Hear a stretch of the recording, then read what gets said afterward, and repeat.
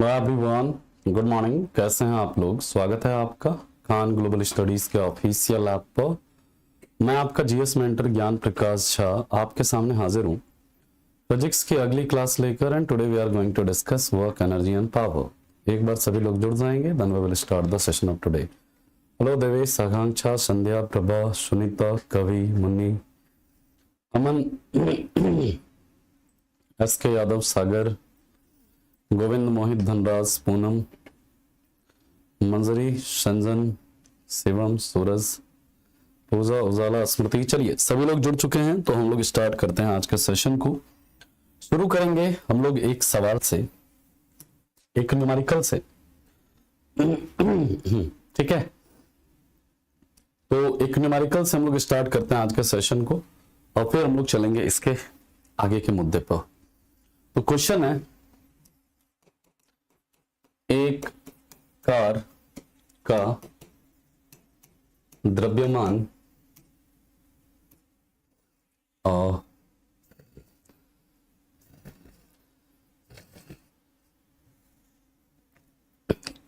500 kg है।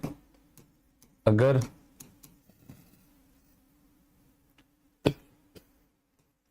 Car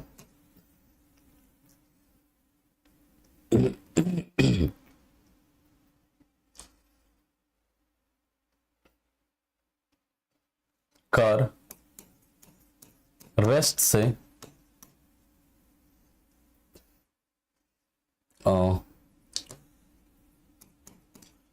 car विराम से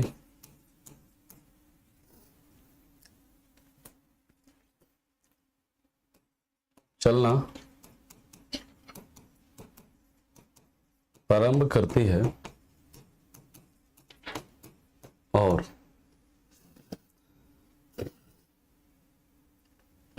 या रुक जाइए, अभी इस तरह के क्वेश्चन को हम करेंगे बाद में। अभी ये कॉन्सेप्ट थोड़ा नहीं हो पाएगा आपसे, तो इस क्वेश्चन को हम बाद में करते हैं।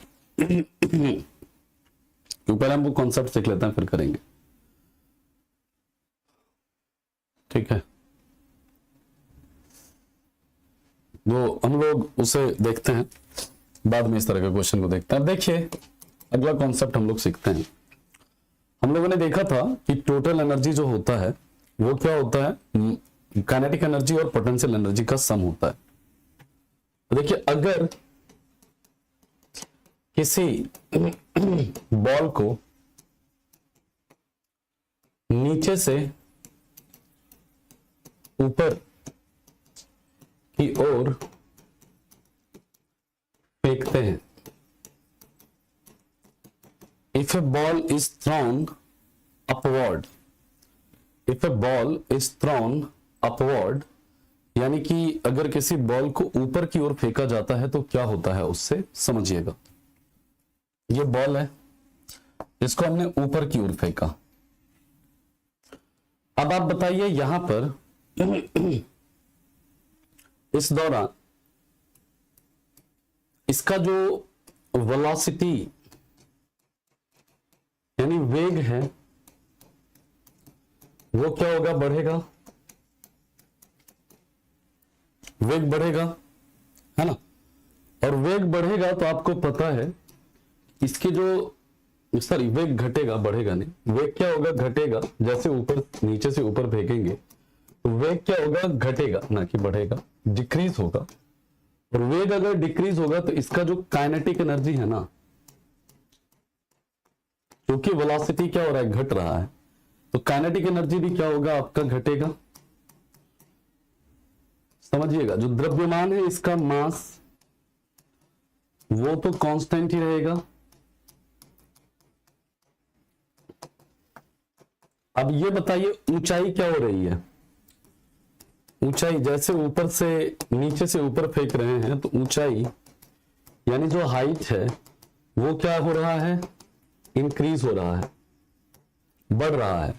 ऊंचाई बढ़ेगा तो इसका पोटेंशियल एनर्जी क्या होगा, पोटेंशियल एनर्जी बढ़ेगा। क्यों? क्योंकि पोटेंशियल एनर्जी का फॉर्मूला क्या होता है, mgh। क्या होता है, mgh।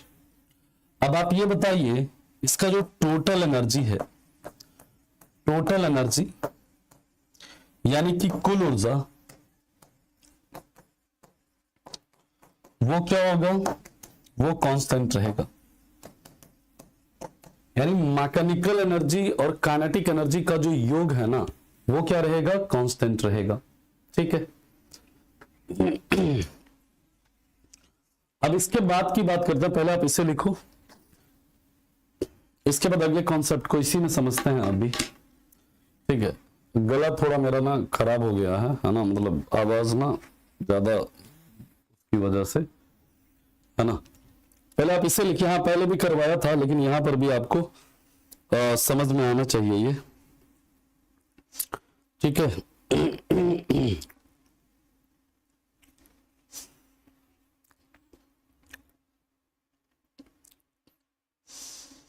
पहले आप इसे लिखिए।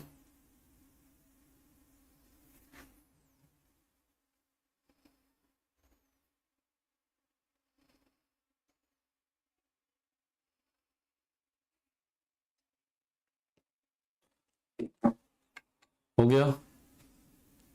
टोटल एनर्जी कांस्टेंट, क्योंकि ऊर्जा संरक्षण का सिद्धांत क्या कहता है कि एनर्जी को ना तो हम नष्ट कर सकते हैं, ना ही एनर्जी को हम बना सकते हैं। हम क्या कर सकते हैं, उसके एक फॉर्म को दूसरे फॉर्म में बदल सकते हैं। अभी हम ऊर्जा संरक्षण का सिद्धांत देखेंगे, उसमें आपको समझ में आएगा। ठीक। अब यहां पर एक चीज याद रखिएगा जो कि इंपॉर्टेंट है, ध्यान से समझिएगा। जैसे मान लीजिए कि बॉल को हम ऊपर फेंक रहे हैं, है ना, ऊपर फेंक रहे हैं, और मान लीजिए कि ऊपर फेंकने पर जो इसका पोटेंशियल एनर्जी में जो वृद्धि हुआ, वो मान लीजिए कितना हुआ, मान लेते हैं 20 जूल हुआ, मान लो। ठीक है। तो जितना पोटेंशियल एनर्जी में वृद्धि होगा ना, उतना ही काइनेटिक एनर्जी में कमी हो जाएगा। यानी कि काइनेटिक एनर्जी में जो कमी होगा वो कितना हो जाएगा, उसी के बराबर होगा। क्यों? क्योंकि आप जानते हैं टोटल एनर्जी जो है वो क्या है, आपका नियत है। यानी कि काइनेटिक एनर्जी और पोटेंशियल एनर्जी का जो मान है वो क्या है, नियत है। इसका मतलब क्या है, जो काइनेटिक एनर्जी में जितना कमी होगा उतना ही क्या होगा, पोटेंशियल एनर्जी में वृद्धि होगा। इसका मतलब क्या है कि याद रखिएगा, इस दौरान काइनेटिक एनर्जी में कमी बराबर क्या होगा, पोटेंशियल एनर्जी में वृद्धि। ठीक है, बात समझ में आ गई।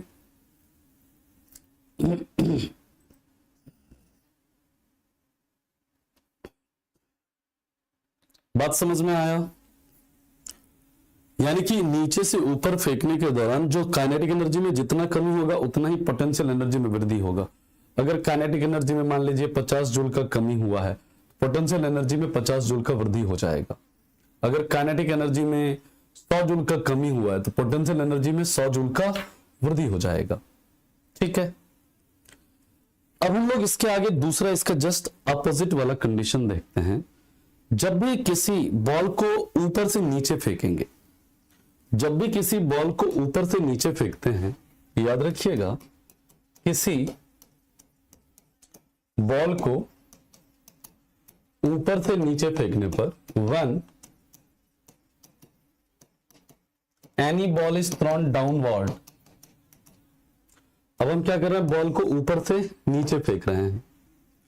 इस दौरान क्या होगा, आपका वेलोसिटी जो है वो क्या होगा, वेग जो है उसमें वृद्धि होगी।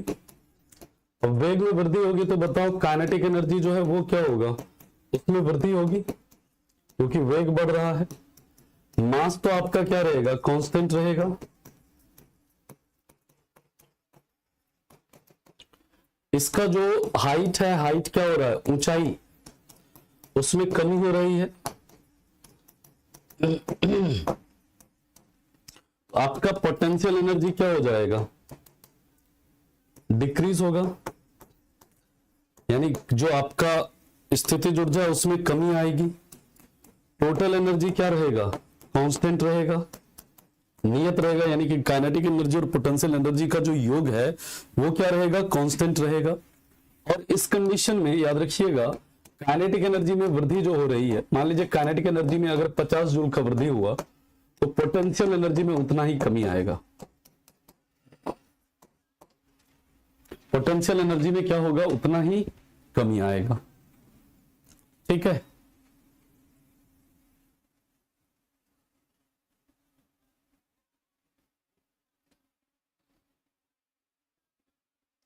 क्लियर?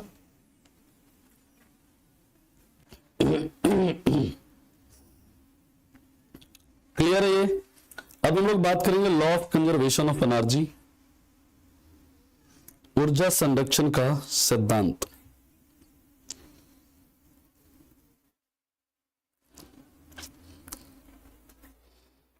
ऊर्जा संरक्षण का सिद्धांत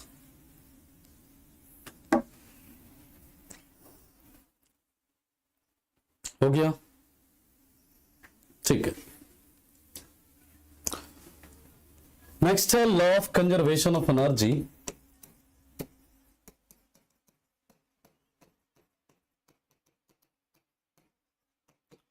थर्मोडायनामिक्स का कौन सा नियम ऊर्जा संरक्षण के सिद्धांत पर आधारित है, बता सकते हैं आप लोग? पढ़ा हुआ है हम लोगों ने। कौन सा उष्मागतिकी का कौन सा नियम ऊर्जा संरक्षण के सिद्धांत पर आधारित है? एनीवन?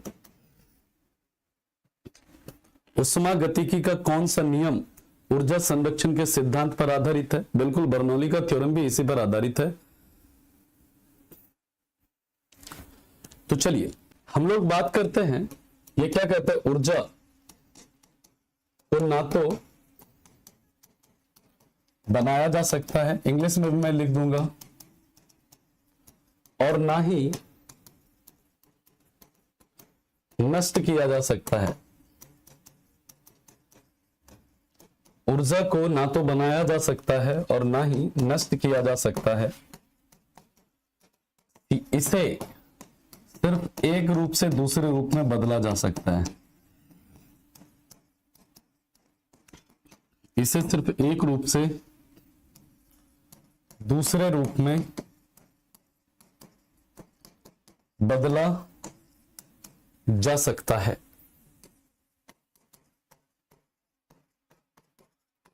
यानी ये कहता है energy neither created not destroyed, energy neither created not destroyed, it can only change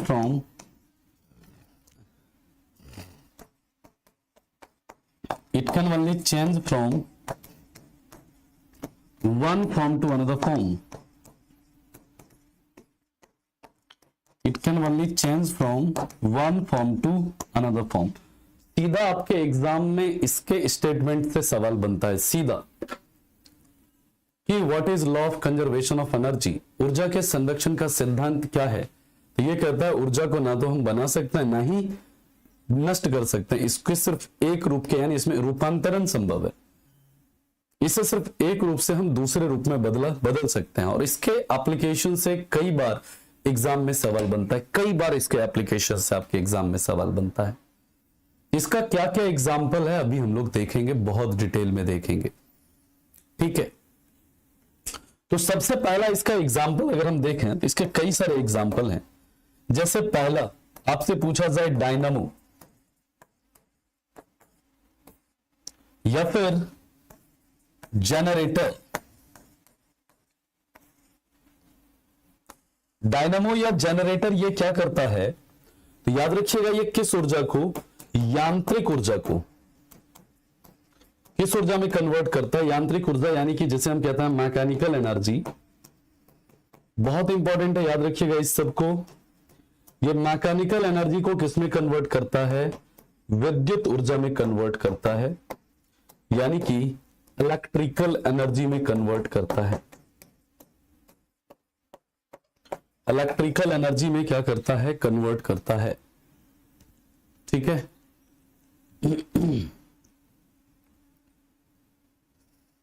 ठीक है, आत्मा भी हो सकता है, मतलब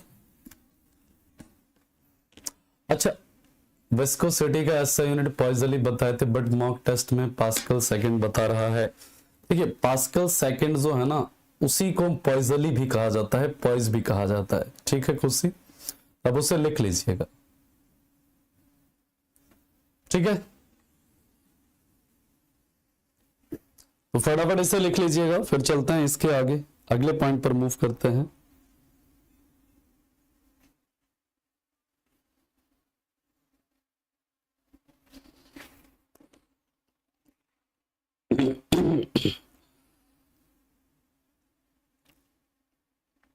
आगे चलें,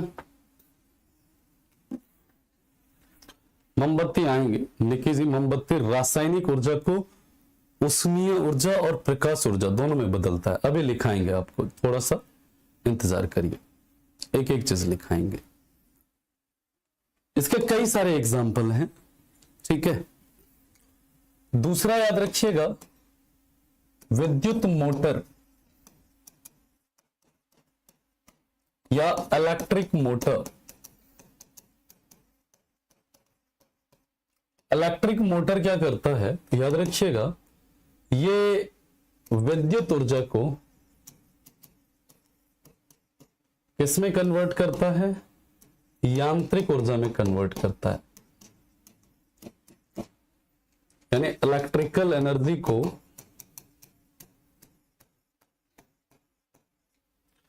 मैकेनिकल एनर्जी में कन्वर्ट करता है। ठीक, थर्ड याद रखिएगा, जो माइक है, माइक, यहां जो माइक लगा हुआ है ना, दिस वन है ना, माइक जो होता है ये क्या करता है, इसे माइक्रोफोन भी कहते हैं, माइक्रोफोन। ये क्या करता है, तो याद रखिएगा, ध्वनि ऊर्जा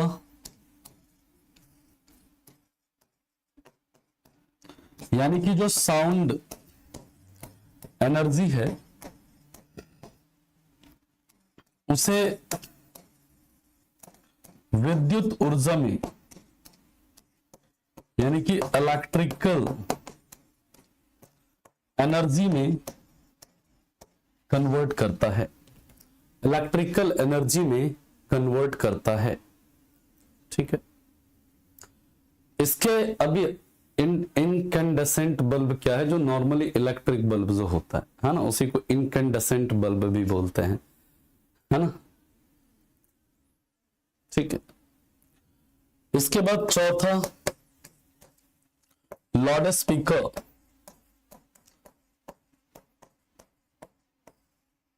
लाउड स्पीकर जो होता है ना, याद रखिएगा, ये क्या करता है, विद्युत ऊर्जा को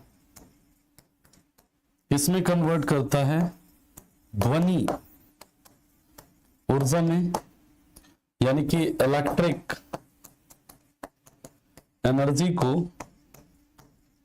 साउंड एनर्जी में कन्वर्ट करता है। और मेरा आप लोगों से सवाल है, आप लोग ये बताइए, जो लाउड स्पीकर या माइक्रोफोन है, ये विद्युत धारा के किस सिद्धांत पर काम करता है, बता सकते हैं आप लोग। लाउड स्पीकर या जो माइक्रोफोन है, ये विद्युत धारा के किस सिद्धांत पर काम करता है, बताइए। ठीक है, सर की तबीयत ठीक है, सही है। ठीक है, तो फटाफट इसे लिखिए, फिर चलते हैं इसके आगे।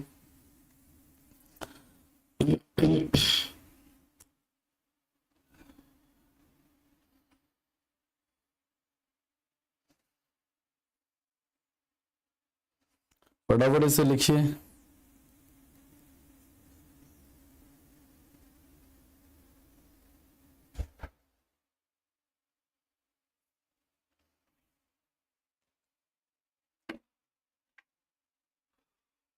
विद्युत धारा के चुंबकीय प्रभाव पर काम करता है। Very good, very good, very good. विद्युत धारा के चुंबकीय सिद्धांत पर काम करता है। बहुत बढ़िया, पूछता है क्योंकि पूछ देता है आपसे, तो याद रखना है आपको। और विद्युत धारा के चुंबकीय प्रभाव को किसने खोजा है ना। इसलिए ना, कभी आप स्पीकर देखना, उसके अंदर चुंबक लगा होगा, है ना। स्पीकर में क्या रहता है, चुंबक लगा हुआ होता है। अरे माइक्रोफोन का मतलब ये माइक नहीं लगा हुआ है, ये माइक, इसी को बोलते हैं माइक्रोफोन। आया समझ में। विद्युत धारा के चुंबकीय प्रभाव को किसने खोजा था? वेरी गुड, वेरी गुड, बहुत बढ़िया। सभी बच्चे बता रहे हैं माइकल फैराडे। वेरी गुड, बहुत शानदार। लेकिन मैं बता दूं, आप लोग बिल्कुल गलत बता रहे हैं। तो यही गलती आप लोग एग्जाम में भी करते हैं। एग्जामिनर पहला ऑप्शन ही आपको माइकल फैराडे देता है।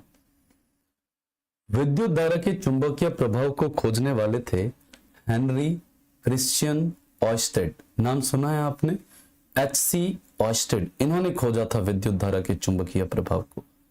हाँ, अगर आपसे यह पूछे कि इलेक्ट्रोमैग्नेटिक इंडक्शन को किसने खोजा, विद्युत चुंबकीय प्रेरण की खोज किसने की, तो फिर डेफिनेटली माइकल फैराडे होगा। हाँ, तो फिर क्या होगा? माइकल फैराडे होगा। लेकिन अगर आपसे पूछा जाए विद्युत धारा के चुंबकीय प्रभाव की खोज किसने करी, तो हेनरी क्रिश्चियन ऑयस्टेड। लेकिन यहां से अगर आपसे पूछा जाए विद्युत चुंबकत्व, इलेक्ट्रोमैग्नेटिज्म के स्थापक कौन है, विद्युत चुंबकत्व की स्थापना किसने की, तो उसका अलग आंसर है। वो है कौन? एम्पियर है। ये सब जब हम लोग पढ़ेंगे इलेक्ट्रिसिटी, जब हम लोग मैग्नेटिज्म पढ़ेंगे, magnetic effect of electric current जब पढ़ेंगे, तो वहां पर हम लोग इसके ऊपर डिटेल में बात करेंगे। सीबूजी मोमबत्ती का जलना रासायनिक अभिक्रिया का उदाहरण है, रासायनिक केमिकल प्रोसेस का उदाहरण है ना। क्योंकि कुसुम जी बॉल को जब नीचे फेंक रहे हो तब उसका हाइट क्या हो रहा है? घट रहा है ना। हाइट घटेगा, आप जानते हैं पोटेंशियल एनर्जी का फॉर्मूला क्या होता है? mgh। हाइट घटेगा तो क्या होगा? पोटेंशियल एनर्जी घटेगा। बात समझ में आई? इसके बाद अगला है पांचवा, इलेक्ट्रिक बल्ब, विद्युत बल्ब।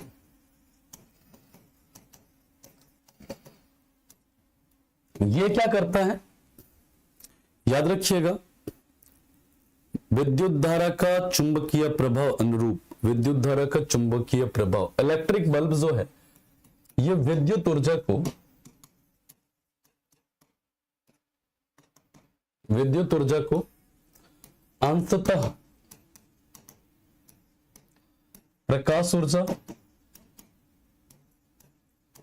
तथा अंशतः उष्मीय ऊर्जा, यानी कि जो आपका इलेक्ट्रिक बल्ब है ना, ये इलेक्ट्रिक एनर्जी को partially light energy and partially heat energy में कन्वर्ट करता है। पार्शियली हीट एनर्जी में और पार्शियली लाइट एनर्जी में, दोनों में ही कन्वर्ट करेगा। इसलिए जब राहुल जाकर के ना, अभी मैंने फिजिकल और केमिकल चेंज पढ़ा है, नहीं पढ़ा है ना। जब केमिस्ट्री में आएंगे, जब हम लोग बात करेंगे फिजिकल और केमिकल चेंज की, वहां पर जो डिफरेंस होता है, उसके बीच में क्या अंतर होता है, तो हम समझेंगे। जो फिजिकल चेंज होता है उसमें कोई नया पदार्थ नहीं बनता है, जबकि केमिकल चेंज में हमेशा नया पदार्थ बनता है। फिजिकल चेंज में वेट में कोई चेंज नहीं होता है, केमिकल चेंज में वेट में चेंज होता है। जब मोमबत्ती को जलाते हैं तो उसका वेट चेंज हो जाता है, मोमबत्ती को जलाते हैं तो वहां पर नया पदार्थ बनता है। इसलिए मोमबत्ती को जलना, मोमबत्ती का जलना जो होगा वो केमिकल चेंज होगा, और मोम का पिघलना, जो मोम होता है वैक्स, उसका मेल्ट होना, पिघलना, वो फिजिकल चेंज होगा। तो दोनों में अंतर है। मोमबत्ती का पिघलना इज अ फिजिकल चेंज, एक भौतिक परिवर्तन है, और मोमबत्ती का जलना इज ए केमिकल चेंज, रासायनिक परिवर्तन है। We will discuss in very detail. ठीक है। जब लाइट में ऊष्मा जो निकलती है समृद्ध ड्यू टू प्लाज्मा अवस्था के कारण, वहां पर प्लाज्मा अवस्था उत्पन्न होती है। इसलिए हम लोग बात करेंगे, आप ना केमिस्ट्री मत घुसाइए यहां पर अभी, ठीक है। अगर केमिस्ट्री यहीं पर पढ़ लोगे आप फिजिक्स में, तो फिर केमिस्ट्री में क्या पढ़ेंगे हम लोग, है ना। चलिए, अब देखिए यहां पर इलेक्ट्रिक बल्ब की बात कर रहे हैं तो इससे रिलेटेड 3-4-5 पॉइंट आपको याद रखना है, नोट में लिख लीजिएगा, वेरी बहुत इंपॉर्टेंट है, इस पे जितना स्टार लगा सकते हो लगा लो, बहुत इंपॉर्टेंट है। पार्शियली लाइट का मतलब है रीति, जब आप इलेक्ट्रिक बल्ब जलाते हो ना तो जो इलेक्ट्रिक बल्ब होता है वो लाइट भी जनरेट करता है, साथ ही साथ वो हीट भी, बल्ब को छूते हैं तो गर्म लगता है ना, यानी कि वो थोड़ा उस हीट भी जनरेट कर रहा है, यानी कि वो लाइट एनर्जी को किसमें, हीट एनर्जी में कन्वर्ट, मतलब जो इलेक्ट्रिक एनर्जी है, विद्युत ऊर्जा है, उसको हीट एनर्जी में भी कन्वर्ट कर रहा है और प्रकाशीय ऊर्जा में भी कन्वर्ट कर रहा है। आ गई बात समझ में, कोई दिक्कत? ठीक, अब हम लोग बात करते हैं इसके आगे, अगले पॉइंट पर चलते हैं। नोट में लिख लीजिएगा पहला कि इलेक्ट्रिक बल्ब का आविष्कार किसने किया था, आप लोग बताओ। इलेक्ट्रिक बल्ब का आविष्कार आप लोग बताइए किसने किया। दूसरा, इलेक्ट्रिक बल्ब का फिलामेंट, इलेक्ट्रिक बल्ब का फिलामेंट टंगस्टन, जिसे हम लोग डिनोट करते हैं W से, टंगस्टन का बना होता है। और टंगस्टन जो होता है इसका एटॉमिक नंबर कितना होता है, इसका एटॉमिक नंबर होता है 74, याद रखिएगा। और इसका आविष्कार किसने किया था, Thomas Alva Edison, Thomas Alva Edison ने। ठीक, बात समझ में आ रही है? पहले आप इसे लिखो, फिर इसके आगे और भी 4-5 पॉइंट हैं जो कि बहुत इंपॉर्टेंट है, जहां से फ्रीक्वेंटली आपके एग्जाम में सवाल पूछा जाता है। फटाफट इसे लिखिए।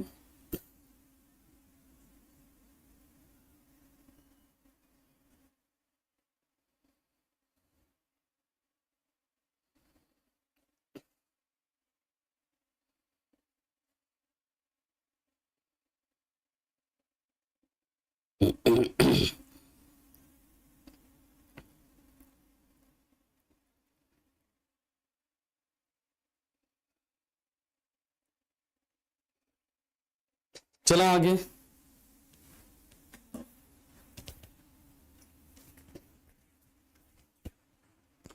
हो जाएगा देवांशु। चलो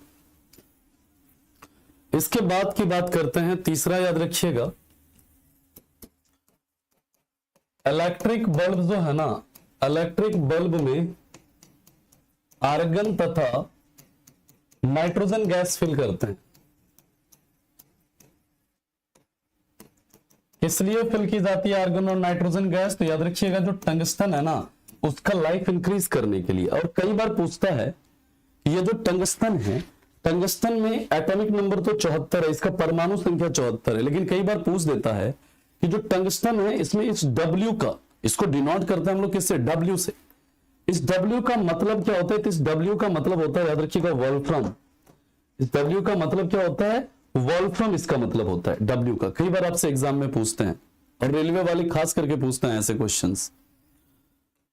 अब यहां पर देखिए चौथा आपसे पूछ दिया जाता है कि जो इलेक्ट्रिक बल्ब किस कांच का बना होता है। इलेक्ट्रिक बल्ब में कांच होता है ना जी, इलेक्ट्रिक बल्ब में किस कांच का प्रयोग होता है, तो याद रखिएगा इलेक्ट्रिक बल्ब में फ्लिंट ग्लास का, फ्लिंट ग्लास या फिर इसे फ्लिंट कांच कहते हैं, फ्लिंट कांच का प्रयोग होता है।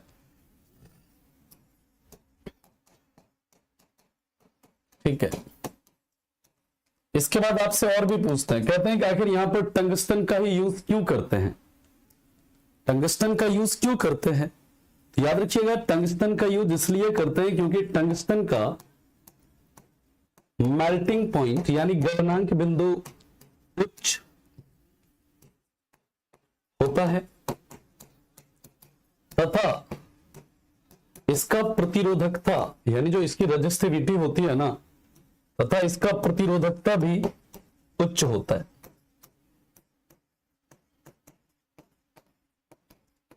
इसलिए यहां पर क्या करते हैं, टंगस्टन का यूज करते हैं, क्योंकि टंगस्टन का मेल्टिंग पॉइंट जो होता है ना वो हाई होता है। कितना होता है टंगस्टन का मेल्टिंग पॉइंट, तो लगभग 3500 डिग्री सेल्सियस के आसपास, 3500 डिग्री सेल्सियस 3500 डिग्री सेल्सियस के आसपास इसका क्या होता है, गलनांक बिंदु होता है। और इसका जो प्रतिरोधकता होता है वो भी क्या होता है, उच्च होता है, हाई होता है। इसलिए टंगस्टन का यूज किया जाता है कहां पर, इलेक्ट्रिक बल्ब में। और टंगस्टन क्या करता है, टंगस्टन की ये प्रॉपर्टी है कि टंगस्टन जो है ना वो ज्यादा लाइट प्रोड्यूस करता है और कम हीट प्रोड्यूस करता है। ये लाइट ज्यादा प्रोड्यूस करेगा और कम हीट प्रोड्यूस करेगा, इसलिए टंगस्टन का यहां पर यूज किया जाता है। बात समझ में आ गई? किसी को कोई दिक्कत इसमें, कोई परेशानी? इसके बाद याद रखिएगा अगला जो है, अगला अब यहां पर तो ये तो बल्ब के बारे में हम लोगों ने 4-5 पॉइंट लिखे हैं। अब इसके बाद जो छठा इलेक्ट्रिक बल्ब के बाद अगला याद रखिएगा छठा, वो ये नोट में है। अब छठा हम लोग बात करेंगे किसकी, विद्युत जो बैटरी होता है ना, बैटरी लिख लीजिए, बैटरी, ठीक है, बैटरी ये क्या करता है, ये रासायनिक ऊर्जा को, रासायनिक ऊर्जा या केमिकल एनर्जी को इसमें इलेक्ट्रिक एनर्जी में यानी विद्युत ऊर्जा में कन्वर्ट करता है, यानी कि इलेक्ट्रिक एनर्जी में कन्वर्ट करता है। और मेरा सवाल है आप लोगों से, आप लोग ये बताइए कि जो कार की बैटरी होती है, कार की बैटरी, कार की बैटरी में किस अम्ल का प्रयोग होता है, कार की बैटरी में किस अम्ल का प्रयोग होता है, आप लोग ये बताइए। Tungsten, melting point of tungsten is, melting point and resistivity of tungsten is high, लिख लीजिएगा आप इसे। और जो कार की बैटरी होती है, मैं इलेक्ट्रिक कार की बात नहीं कर रहा हूं, इलेक्ट्रिक कार जो होगा, इलेक्ट्रिक कार की बैटरी में लिथियम का यूज होता है, बराबर है। लेकिन जो नॉर्मल, जो सामान्य कार होता है, कार की बैटरी में H2SO4 सल्फ्यूरिक एसिड का यूज होता है, याद रखिएगा, कई बार आपसे एग्जाम में पूछे जाते हैं। ठीक है, इसके आगे चलें, आगे मूव करें। नहीं, नियॉन का यूज नहीं होता है। नियॉन का यूज जो होता है वो नियॉन लैंप्स होते हैं अलग से, उनका यूज होता है। जो नियॉन को जब जलाता है ना तो वो लाल कलर देता है, ये सब हम केमिस्ट्री में बात करेंगे। हाँ, इन्वर्टर की बैटरी में भी H2SO4 का ही यूज होता है, ठीक है, सल्फ्यूरिक एसिड का। क्लियर है? आगे चलें। एमपी का मतलब मेल्टिंग पॉइंट है, यानी कि गलनांक बिंदु है। और नोट में जो मैंने सेकंड पॉइंट लिखा है, ये लिखा है कि इलेक्ट्रिक बल्ब में जो फिलामेंट लगा होता है ना, बल्ब आप देखते हो, ये जो बल्ब होता है, इस तरह से बल्ब है, इसमें ना ऐसे इस तरह से एक फिलामेंट यूज होता है यहाँ पर, फिलामेंट। वो जो फिलामेंट होता है वो किसका बना होता है, टंगस्टन का, जो कि एक धातु है, ठीक है, जिसका एटॉमिक नंबर कितना है, 74। इससे डिनोट करते हैं किससे, W से। और W का मतलब क्या है, वोल्फ्राम, इसका मतलब है। आया समझ में?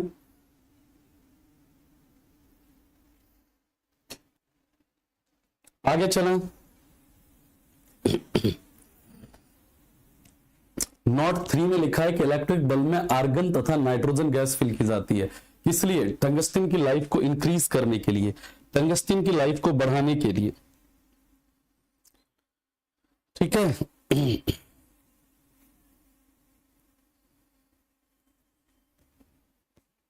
हाँ, तंतु कहते हैं, फिलामेंट को हिंदी में तंतु कहते हैं। इलेक्ट्रिक कार के बैटरी में लिथियम होता है, लिथियम, जो कि सबसे हल्की धातु भी है। सातवां याद रखिएगा, सोलर सेल। जो सोलर सेल होता है ना, सौर बैटरी जैसे बोलते हैं, सौर बैटरी, ये क्या करता है, तो याद रखिएगा, ये प्रकाश ऊर्जा को, यानी लाइट एनर्जी को इसमें कन्वर्ट करता है, विद्युत ऊर्जा में कन्वर्ट करता है। विद्युत ऊर्जा यानी कि इलेक्ट्रिक एनर्जी में कन्वर्ट करता है, विद्युत ऊर्जा को इलेक्ट्रिक एनर्जी में कन्वर्ट करता है। और नोट में लिख लीजिएगा कि सोलर सेल में सिलिकॉन तथा जर्मेनियम का यूज होता है। सिलिकॉन तथा जर्मेनियम का यूज होता है। Silicon and germanium are used in solar cell. Silicon and germanium are used in solar cell. अगला याद रखिएगा, इलेक्ट्रिक हीटर। इलेक्ट्रिक हीटर और आयरन, जो इलेक्ट्रिक हीटर या जो इलेक्ट्रिक आयरन होता है जिसे हम प्रेस बोलते हैं, ठीक। रेंसिडिटी को कम करने के लिए संतोष, मैं बार बार बोल रहा हूं कि आप लोग जो है ना केमिस्ट्री में हम लोग जब पढ़ेंगे रेंसिडिटी वहां पर बताएंगे उसके लिए किसका किसका यूज करते हैं। तो नाइट्रोजन का भी यूज किया जाता है चिप्स के पैकेट में, रेंसिडिटी यानी जो वो खराब ना हो, है ना, इसलिए उसमें फिल करते हैं, ठीक है।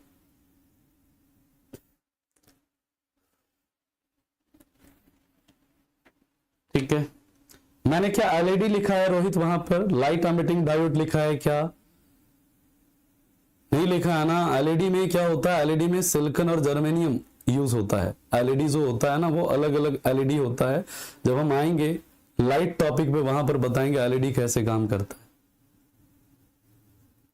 हाँ काम करेगा सुमित, डेफिनेटली हेल्प करेगा, बिल्कुल हेल्प करेगा। अब देखो नोट्स देखो और क्वेश्चंस देखो जाकर के पेपर के, आपको खुद ही समझ में आ जाएगा।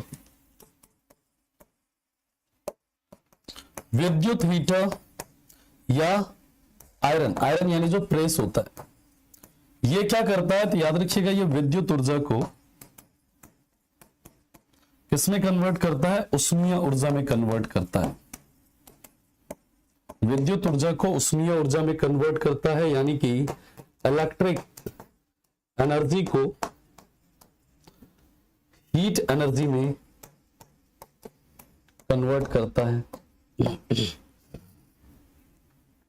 ठीक है। और नोट में लिख लीजिएगा, हीटर या आयरन का जो कॉइल है, का कॉइल, उसमें कॉइल जो यूज होता है, कॉइल किसका बना होता है, नाइक्रोम का बना होता है।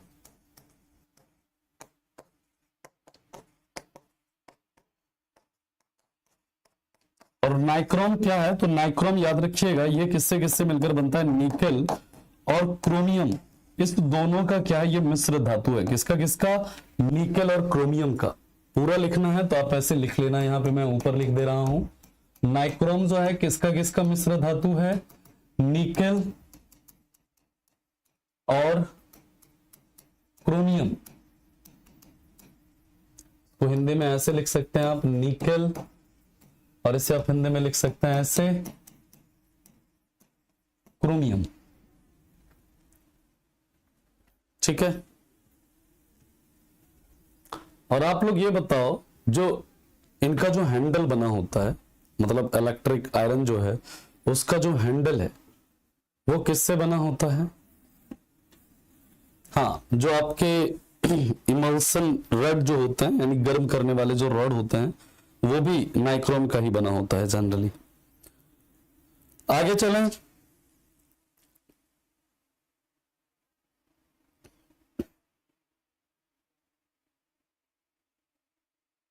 Can I move?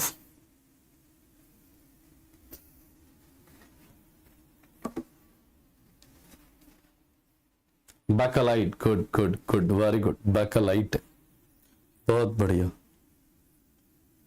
और बैकलाइट जो होता है उसके बारे में याद रखिएगा, वो सबसे पहला मानव निर्मित प्लास्टिक है।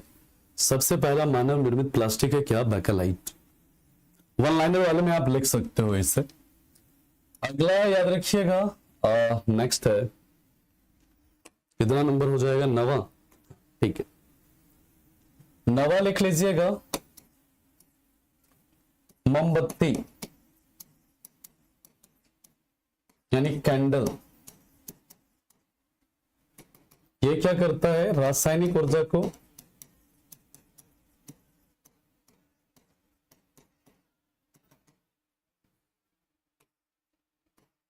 अंशतः प्रकाश ऊर्जा तथा अंशतः उष्मीय ऊर्जा, अंशतः प्रकाश ऊर्जा तथा अंशतः उष्मीय ऊर्जा, यानी कि केमिकल एनर्जी को partially light energy and partially heat energy में कन्वर्ट करता है। ठीक है, अंशतः का मतलब थोड़ा सा, थोड़ा उसे क्या करेगा हीट में, थोड़ा उसे क्या करेगा प्रकाश में। ठीक है, इसके बाद की बात करते हैं, 10वां है कोयला यानी कोल।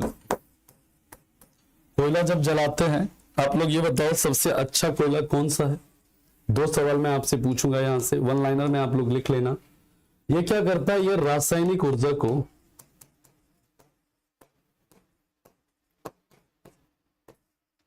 किसमें? उष्मीय ऊर्जा में कन्वर्ट करता है, यानी कि केमिकल एनर्जी को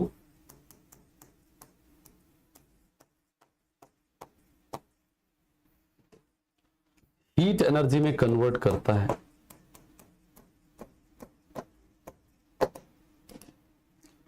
तो पहला सवाल है सबसे अच्छा कोयला कौन सा है? तो याद रखिएगा एंथ्रासाइट, जो मिलता किधर है? जम्मू कश्मीर में। ठीक है, और कोयले को क्या कहते हैं? काला हीरा, ब्लैक डायमंड। और दूसरा सवाल है मेरा, किस कोयले को ब्राउन कोल या भूरा कोयला कहते हैं? किस कोयले को ब्राउन कोल या भूरा कोयला कहते हैं? बताइए, फटाफट से बताओ, फिर चलते हैं इसके आगे।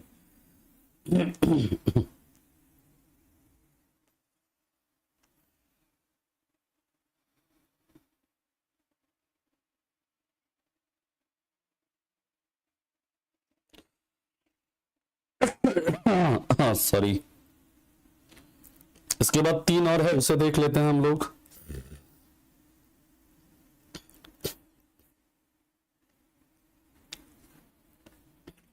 तीन नहीं 4 है एक्चुअली में। अच्छा, बिटुमिनस को ब्राउन कोल बोलते हैं जी। कुछ बच्चे सही उत्तर दे रहे हैं, जैसे सबा है, और याद रखिएगा लिग्नाइट जो होता है ना, गौतमी है लिग्नाइट। लिग्नाइट कोयले को क्या कहते हैं? भूरा कोयला कहते हैं, जो कहां पर मिलता है? तमिलनाडु में मिलता है, तमिलनाडु में। ठीक है, बात समझ में आ गई। अब इसके आगे की बात करते हैं, 11वां याद रखिएगा 11, प्रकाश संश्लेषण। आप लोगों ने प्रकाश संश्लेषण पढ़ा होगा बायोलॉजी में। फोटोसिंथेसिस, फोटोसिंथेसिस में क्या होता है? जो पत्तियों में जो क्लोरोफिल होता है वो क्या करता है? सूर्य के प्रकाश की उपस्थिति में ग्लूकोज का संश्लेषण करता है, ग्लूकोज बनाता है। यानी कि यहां पर प्रकाश ऊर्जा जो है वो किसमें कन्वर्ट हो रही है? प्रकाश ऊर्जा किसमें कन्वर्ट हो रही है? ग्लूकोज में। तो ग्लूकोज क्या है? केमिकल है, यानी कि रासायनिक ऊर्जा में कन्वर्ट होता है यहां पर। यानी कि यहां पर लाइट एनर्जी जो है, लाइट एनर्जी किसमें कन्वर्ट होती है? तो केमिकल एनर्जी में कन्वर्ट होती है। और आप लोग ये तो जानते ही होंगे कि फोटोसिंथेसिस का जो सबसे प्रमुख उत्पाद है वो क्या है आपका? वो है ग्लूकोज। तो मेरे मन में फिर से एक सवाल आ गया, आप ये बताओ कि क्लोरोफिल में कौन सी धातु पाई जाती है? क्लोरोफिल में कौन सी धातु मिलती है, ये आप लोग बताएंगे। अगला याद रखिएगा, नेक्स्ट है घर्षण बल। घर्षण बल, घर्षण बल जो होता है यानी फ्रिक्शन फोर्स, इसमें क्या होता है आपका? इसमें याद रखिएगा जो गतिज ऊर्जा होती है, गतिज ऊर्जा यानी काइनेटिक एनर्जी जो है वो किसमें कन्वर्ट होती है? ऐसे आप हाथ लीजिए, ऐसे ऐसे करिए, घर्षण हो रहा है, क्या होगा? काइनेटिक एनर्जी किसमें कन्वर्ट हो रही है? उष्मीय ऊर्जा में, हीट एनर्जी में। ठीक, नेक्स्ट याद रखिएगा आपका जो वाद्य यंत्र होते हैं, वाद्य यंत्र जैसे गिटार है, हारमोनियम है, फ्लूट, बांसुरी है, ये सब म्यूजिकल इंस्ट्रूमेंट्स, ढोलक है। म्यूजिकल इंस्ट्रूमेंट्स में क्या होता है, आपका जो मैकेनिकल एनर्जी है, यांत्रिक ऊर्जा, वो किस में कन्वर्ट होती है, वो आपकी कन्वर्ट होती है साउंड, ध्वनि ऊर्जा में। जैसे ढोलक है, बांसुरी है, ये सब, यानी कि मैकेनिकल एनर्जी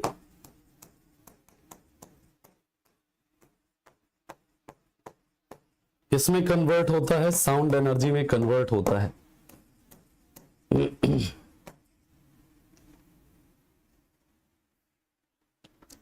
ठीक है, इसके बाद एक और लिख लीजिएगा, एक और लिख लीजिएगा,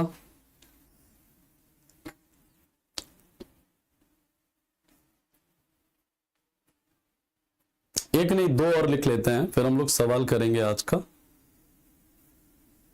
ठीक है, लास्ट में लिखा है वाद्य यंत्र।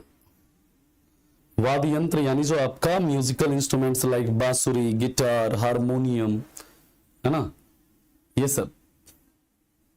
दो और हम लोग लिख लेते हैं,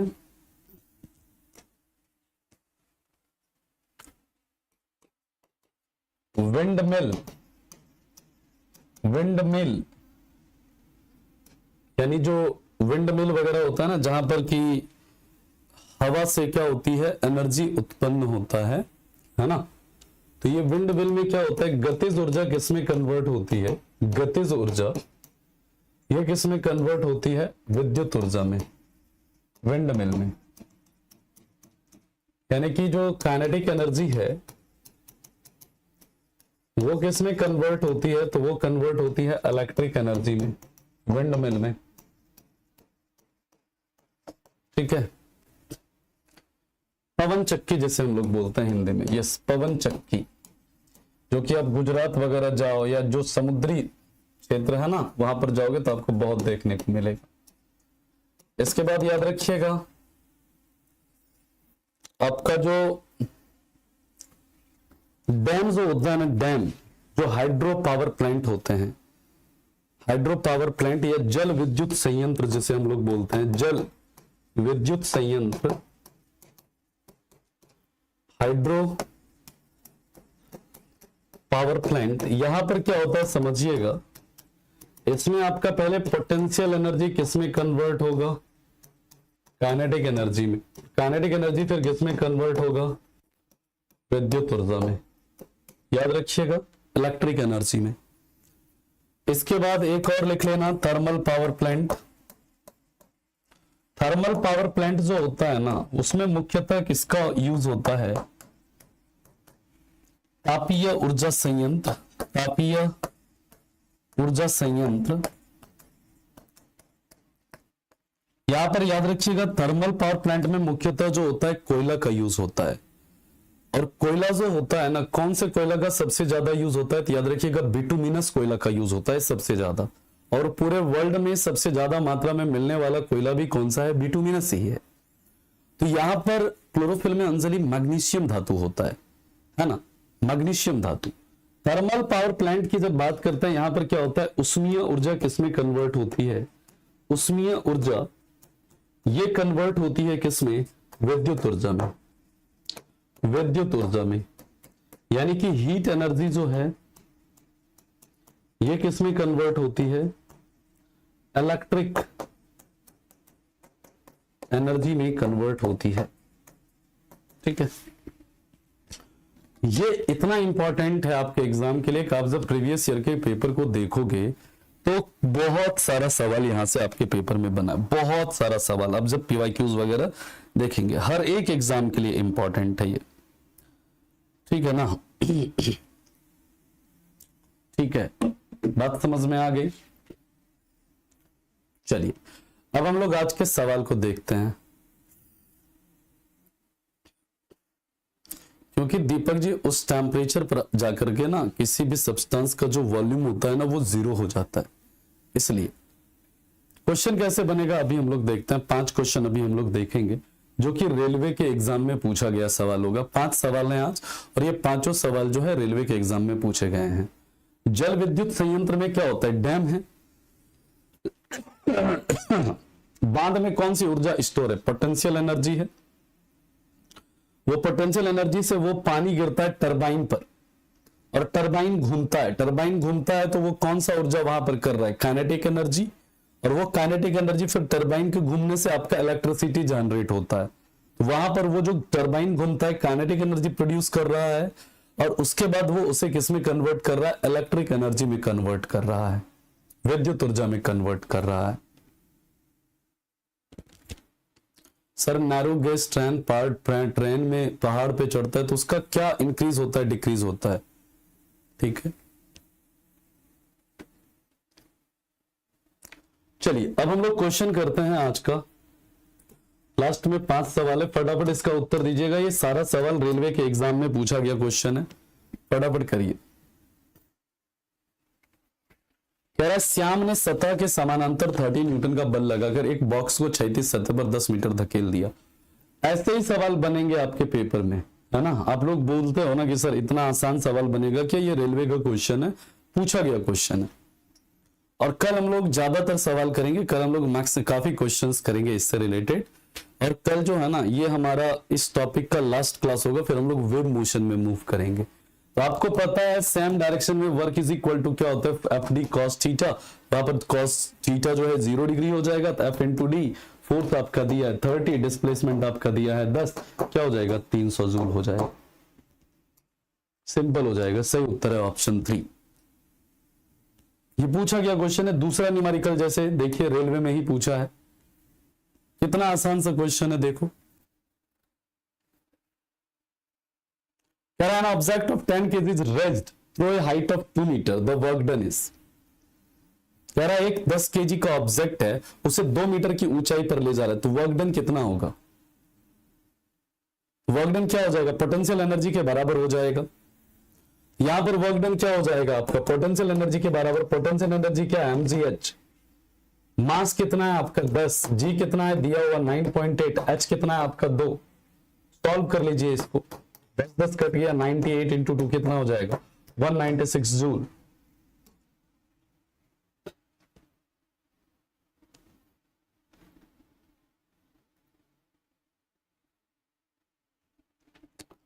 चलिए अगला क्वेश्चन है, the sum of change in kinetic and potential energy is always. ये बहुत इंपॉर्टेंट, बहुत अच्छा question. Sum of change in kinetic energy and potential energy. कह रहा है कि अगर काइनेटिक एनर्जी में मान लो 50 जूल का वृद्धि हुआ तो पोटेंशियल एनर्जी में 50 जूल का कमी हो जाएगा। तो दोनों को जोड़ोगे तो 50 जूल माइनस 50 जूल क्या हो जाएगा? 0। यानी कि चेंज जो होगा ना पोटेंशियल एनर्जी और काइनेटिक एनर्जी के बीच, वो क्या होगा? आपका शून्य होगा हमेशा। नेक्स्ट है, सवाल को पढ़िए, उत्तर दीजिए फटाफट। और कल हम लोग इस टॉपिक से रिलेटेड बहुत सवाल करेंगे। कल लगभग हम 15 के आसपास क्वेश्चंस डिस्कस करेंगे।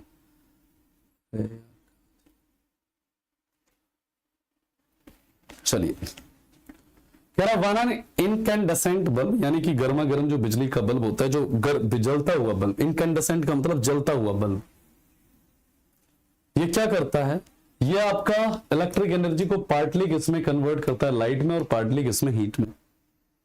ठीक है, एंड यह है आज का अंतिम सवाल। कह रहा है इन wind power which form of energy is converted into electric energy.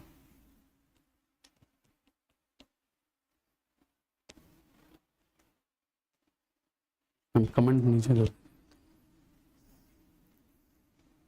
ये सब सवाल, इस तरह के सवाल आपके पेपर में बनते हैं। ठीक है,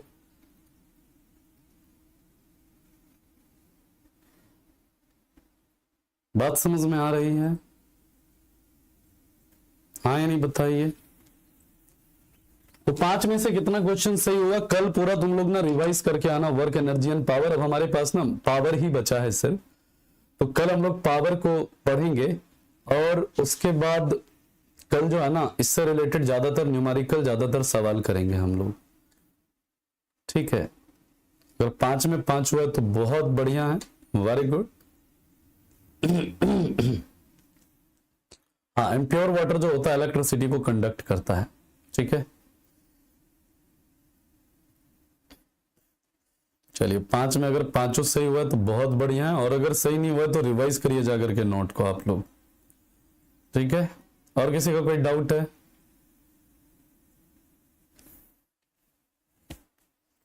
तो पुरानी क्लासेस जाकर के देखिए तानिया जी, रहेंगे जब तक आपका कोर्स का वैलिडिटी है तब तक रहेगा। खान सर ठीक है। मंजरी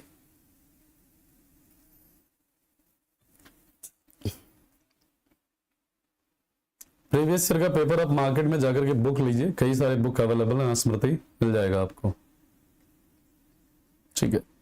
लेकिन देखिए वहां पर ना मतलब जो मैक्सिमम जो होता है ना वो काइनेटिक एनर्जी होता है, ठीक है ना, जो मतलब उसके पोटेंशियल एनर्जी को हम नहीं कन्वर्ट करते हैं ना इलेक्ट्रिक एनर्जी में। हवा जब चलता हुआ आता है तो जो उसका मतलब चलने के कारण वो क्या होता है, विंड जो होता है ना, विंड मिल, उसमें मूवमेंट हो रहा है। तो विंड मिल का जो मूव कर रहा है उससे काइनेटिक एनर्जी प्रोड्यूस हो रहा है। जो विंड मिल में जो वो पवन चक्की होता है ना, पवन चक्की घूमता है, पवन चक्की घूमता है तो उसके कारण वहां पर क्या है, काइनेटिक एनर्जी होता है प्रोड्यूस, और उस काइनेटिक एनर्जी को किसमें, इलेक्ट्रिक एनर्जी में कन्वर्ट किया जाता है। इसलिए याद रखना है काइनेटिक एनर्जी वहां पर कन्वर्ट होता है इलेक्ट्रिक एनर्जी में, डेफिनेटली कर सकते हैं। हाइड्रोजन एनर्जी, हाइड्रोजन गैस से जो एनर्जी प्रोड्यूस होता है ना उसी को हाइड्रोजन एनर्जी बोलते हैं। ये सब भी हम लोग पढ़ेंगे आगे, चिंता मत करिए। पीवाईक्यू का कोई भी बुक ले लीजिए आप, मार्केट में जो भी बुक अवेलेबल है ना पीवाईक्यू का आप लीजिए और उससे क्वेश्चन करिए, कोई भी बुक ले सकते हैं आप, है ना।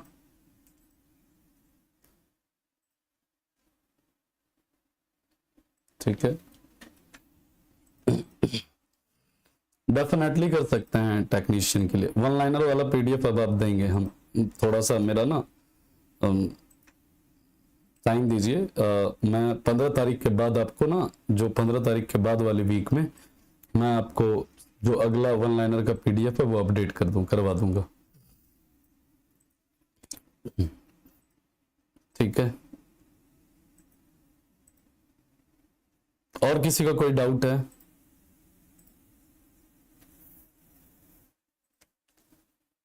नहीं, पीवाईक्यू लगाना जरूरी है। सीवी आप जो सीख रहे हो उससे क्वेश्चन बन रहा है नहीं बन रहा है कैसे पता चलेगा, है ना। अभी फिजिक्स रही काफी है, अभी फिजिक्स में हमारे काफी टॉपिक्स हैं, ठीक है। अराउंड अभी वेव मोशन है, साउंड वेव है, इसके बाद फिर इलेक्ट्रिसिटी है, लाइट है, मैग्नेटिज्म है।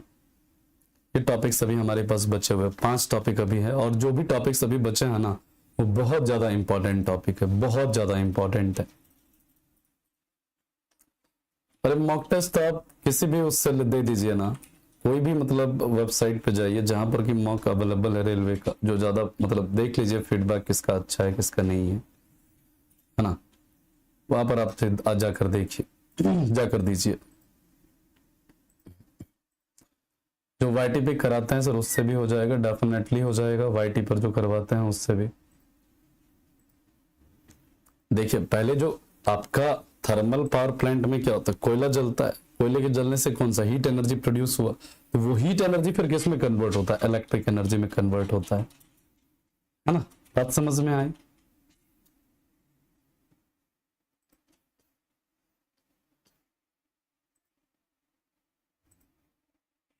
Thank you Anurag.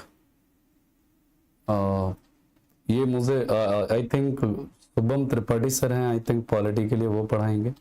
केमिस्ट्री का वन लाइनर जब केमिस्ट्री पढ़ेंगे तब देंगे अमन, ठीक है। नहीं मिलने तो नहीं गए थे बट ठीक है, सर की तबीयत से अच्छी है ना, क्योंकि मेरी भी तबीयत बीच में मेरा भी गला पूरा चौक हो गया है ना, आप देख रहे हैं आवाज कैसे चेंज हो गया।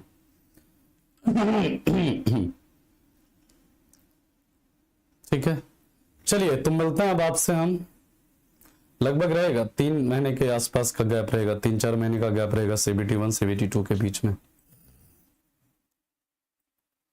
अमन बिल्कुल टेंशन नहीं लो, जब केमिस्ट्री पढ़ेंगे, केमिस्ट्री का डर भी, फिजिक्स से पहले डर लगता था अब डर लग रहा है नहीं, उसी तरह जब केमिस्ट्री पढ़ेंगे तो उसका भी डर खत्म हो जाएगा, चिंता मत करिए आप। फिजिक्स केमिस्ट्री के लिए मैंने क्या बोला है, टेंशन नहीं लेना है आपको, ठीक है। हाँ, भारी बरगम की आवाज वो हो गया ना, बोल बोल के खराब हो गया। दवा ले रहे हैं, ठीक हो जाए। चलिए ठीक है, thank you so much, bye bye, take care and have a good day, thank you.